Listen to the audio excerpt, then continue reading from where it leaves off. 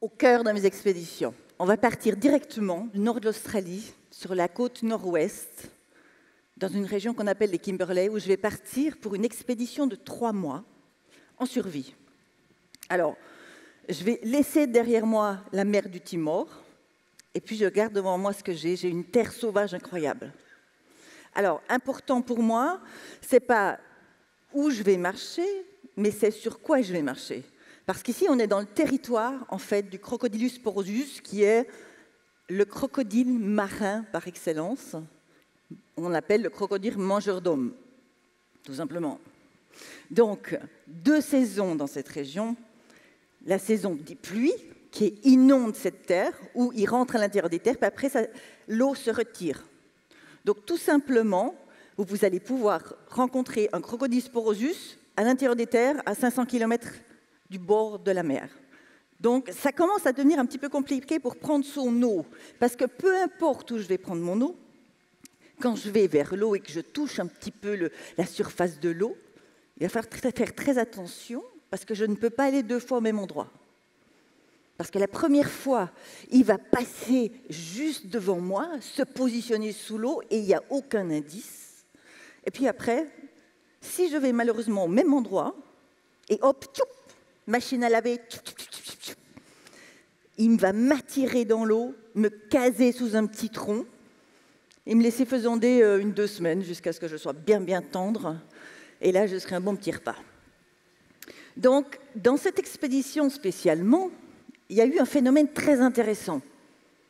C'est que j'ai eu la peur au ventre, cette peur de rencontrer ce crocodile, tout en sachant que 30 km à l'heure, il a une détente incroyable sur des courtes distances. Donc, cette peur au ventre, elle a été là tout le temps. Pendant ces 20 premiers jours, j'ai l'impression qu'on me poursuivait. Je faisais le maximum de kilomètres. Donc, quand on a peur, qu'est-ce qu'on fait ? Il faut lâcher prise. Et comment on fait ça ? Eh bien, on se concentre sur l'instant présent. L'instant présent, ce n'est pas facile, mais moi, j'ai un petit truc à moi, c'est de faire un thé. Quand tout va mal, on fait un thé. Vous allez vous souvenir de ça, hein ? C'est super important. Alors, le petit thé, c'est des gestes que j'ai fait des milliers de fois.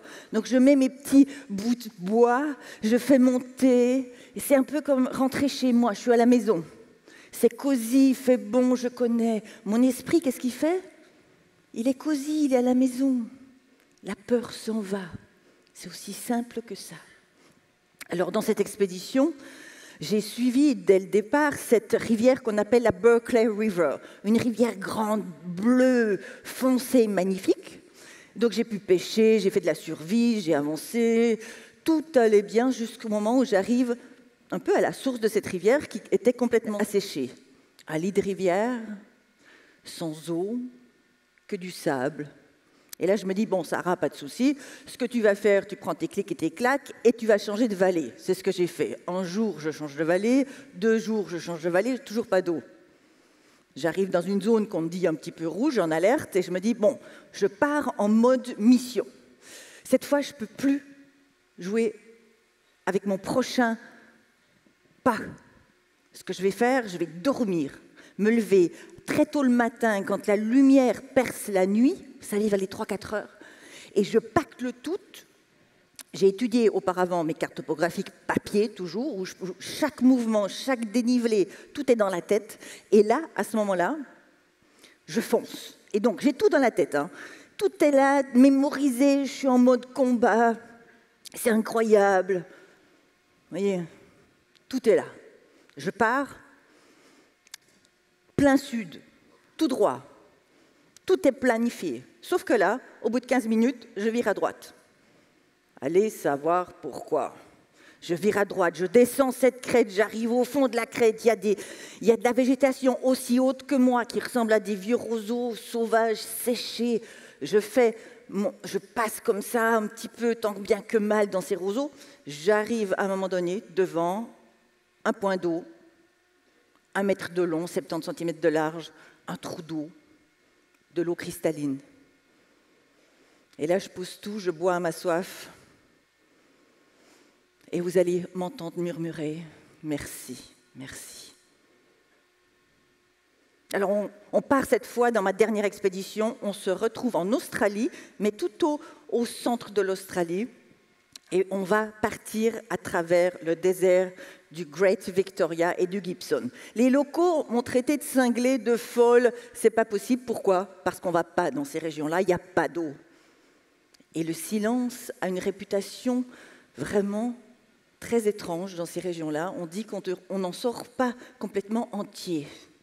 Donc, le départ, je suis toute proprette, on voit. J'ai cette fois toute une organisation de logistique. J'ai la première partie de mon expédition. Elle est logistiquée avec 3 points où j'ai de l'eau, de la nourriture. Avec moi, devant moi, un monowalker et 60 kilos au bout des bras, 22 dans le dos, c'est parti. L'entraînement a été fait, tout a été prévu. Et qu'est-ce qu'on fait dans ces cas-là? Il n'y a qu'une seule chose à faire, il faut lâcher prise. Alors, je lâche prise, je fonce. Et tout ne se passe pas vraiment comme prévu. Dès le départ, je me fais mal au dos. Par moment, je fais que 2 minutes par jour, je dois me coucher par terre. Après, ça continue, j'arrive à faire 500 mètres, pas plus, je dois me coucher par terre. C'est laborieux, j'arrive tant bien que mal, après avoir conditionné tous mes ravitaillements, au milieu de mon expédition. Et là, je dois prendre une décision radicale. Je dois partir plein nord, mais sans ravitaillement, sans rien, sans savoir où se trouve ma prochaine eau. Alors ça, c'est l'inconnu. On rentre dans l'inconnu, on rentre dans cette... Il faut sauter sans parachute. Et ce mouvement-là, cette chose-là, elle est faisable quand on fait confiance à soi-même, à son intérieur, à sa lignée, à ses ancêtres, à son sang. Et c'est comme ça. Voyez. Il y a cette magie. Il y a cette magie qui est là. Et puis à ce moment-là, je pars dans ces tempêtes, je pars dans tout ça. C'est pas anodin, toutes ces tempêtes, puisque 2 mois avant que je parte dans cette expédition, ma maman, qui buvait son petit café le matin, eh bien, à 4 heures, elle mourait. Donc, il y avait cette couche de complexité qui, en fait, est arrivée dans cette expédition sans qu'elle soit prévue. J'ai décidé de partir quand même. Et puis, à ce moment-là, eh bien, tout a commencé à s'enchaîner. Les ravitaillements n'étaient pas... Il n'y avait pas assez de nourriture, il y avait des tempêtes, des problèmes de climat, j'ai eu des tempêtes de grêle et compagnie. Et puis un jour, une tempête arrive, démonte complètement ma charrette, je suis couchée par terre, j'en ai assez, je continue malgré tout, j'ai un petit caillou comme ça, je trébuche sur ce caillou. Et qu'est-ce qui se passe? Je tombe, je m'ouvre un petit peu le genou, mais rien de grave. Et là, je m'énerve. Et là, je m'énerve et je tape du pied et je dis à l'univers, ça suffit. J'en ai marre. Vraiment, je suis fâchée. C'est anodin, mais je suis fâchée. Donc, je décide de gronder l'univers. J'ai besoin d'un coup de main. Mon panneau solaire ne marche plus, j'ai plus assez de nourriture. Tout s'enchaîne et je vais au lit. Quand tout va mal, on va au lit. Je pose ma petite tente sous un buisson et qu'est-ce qui se passe? Le lendemain matin, je me réveille, tout va bien. J'ai fait le reset, je suis en pleine forme. Et puis tout d'un coup, en buvant mon thé, je vois une espèce de colonne de poussière qui se monte au loin, comme ça. Je me dis, c'est quoi ce truc? Et tout d'un coup, il me faut 2 secondes pour réaliser que c'est une voiture. Je cours au bord de la piste, et là, le véhicule m'arrive en face. Et à ce moment-là, j'ai pas vu un humain pendant 6 semaines. Et là, je vois ce gars qui est accroché à son volant, les yeux qui sortent de la tête. Il me dit, tu fais quoi là? Imaginez une femme au milieu de nulle part, comme ça, au bord de la piste. Salut! Terrorisé, le gars. Et donc, je lui explique mon truc, et il me dit, tais-toi, je veux plus savoir la suite. Il y a ma sœur qui arrive avec son mari. Je lui dis, écoute, moi, j'ai campé sous le petit buisson, vous faites ce que vous voulez, moi, je vais sous le buisson, tu viens me voir après. Ils viennent me voir sous mon petit buisson. Alors, le gars, il a un panneau solaire. Son véhicule 4x4, c'est une vraie usine électrique. Il a des batteries au lithium, il me recharge toutes mes batteries, il me donne des mandarines. Bref, l'univers m'a écouté. Ils sont là, ils m'ont ravitaillé et ils repartent. Et je vois cette petite colonne de fumée. Avant de repartir, ils me demandent une seule chose, c'est de faire une image, une photo. La voilà.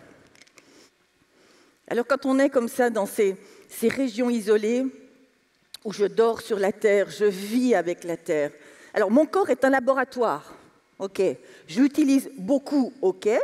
On sent la douleur, là, on sent l'effort. Mais regardez mes yeux, regardez ce regard. Là, il y a ce feu intérieur. Il y a cette force. Il y a une forme de bonheur. Les deux ne vont rarement ensemble. Et pourtant, regardez, tout est là.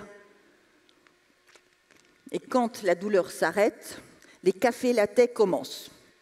L'arrivée. Je suis arrivée après 2 semaines de rationnement où j'ai mangé que la moitié d'une tasse de quinoa. J'avais plus assez de nourriture. Je suis arrivée dans un état, on va dire, en vie, assez loin de tout, puisque Warburton, qui est l'arrivée, c'est une petite communauté aborigène.